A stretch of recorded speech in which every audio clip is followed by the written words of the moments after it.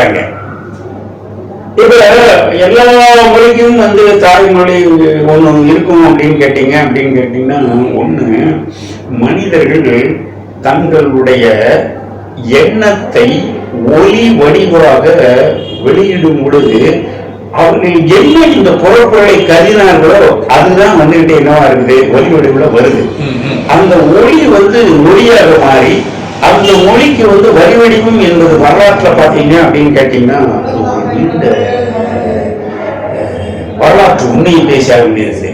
இப்ப நீங்க உங்க ஊர்கிட்டவே பாத்தீங்க அப்படின்னு கேட்டீங்கன்னா ஓவியங்கள் இருக்குன்னு சொல்றீங்க இல்லைங்களா? பதிமலை பகுதியில் உலக அளவு ஓவியம் கிடைக்குது. மனிதன் தன்னை கருத்தை சொல்வதற்காக வரைந்ததுதான், பொழுதுபோகாம எல்லாம் கிடையாது.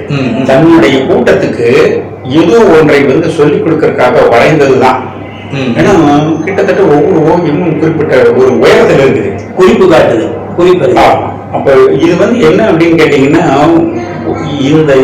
இந்த ஓவியம் எங்க வரைக்கும் வருது அப்படின்னு கேட்டீங்கன்னா, வரி வடிவம் வந்ததுக்கு பின்னாடி கூட நாம் பாக்குறோம் ஒரு குகை வந்துகிட்டு. ஆனா நம்ம இந்த என்ன சொல்றது, ராஜா தேசிங்கிறது அப்படி இல்லைங்களா, செஞ்சி அந்த பகுதியில் இருக்கக்கூடிய குகை ஓவியங்களை பார்த்தீங்கன்னு சொன்னீங்கன்னா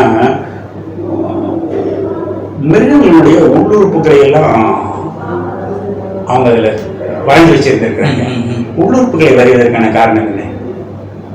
நாட்டிய சாஸ்திரம் வருது, தை அப்படின்னு சொல்லக்கூடிய விஷயங்கள்லாம் வருது. இசை குறிப்புகளும் நாட்டியத்துக்கு சேர்ந்து வருது. அப்படியே இருக்கும் பொழுது மொழி என்பது ஒரு ஒரு குறிப்பிட்ட இடத்துல வாழக்கூடிய மக்களுக்கு அப்படியே போக கொஞ்சம் மொழி வேறுபாடுனால பேசுவாங்க. அவர்களுக்கு கிடைத்த வாய்ப்புல அவங்க வளர்ச்சி குறிப்பிட்ட அளவில் இருக்கும். ஆனா இப்ப இதுவே நீங்க காவிரிக்கரை, வைகைக்கரை, தாமிரபரணி அப்படின்னு சொல்லி போட்டு நீங்க என்னவா இருக்கீங்க அப்படின்னு கேட்டீங்கன்னா, செழுமை அடைந்து ஓய்வு நேரத்துல உங்களுடைய மொழியை நல்ல இலக்கணமாக நல்லா வளர்த்து போயிருக்கீங்க. எல்லாமே வடவேண்டில் இருக்கிற முடித்தெறிந்த தேசங்கள் அப்படின்ட்டு சொல்றாங்க. அப்ப என்ன வருது அப்படின்னு கேட்டீங்கன்னா, இருந்தாலும் உங்களுக்கு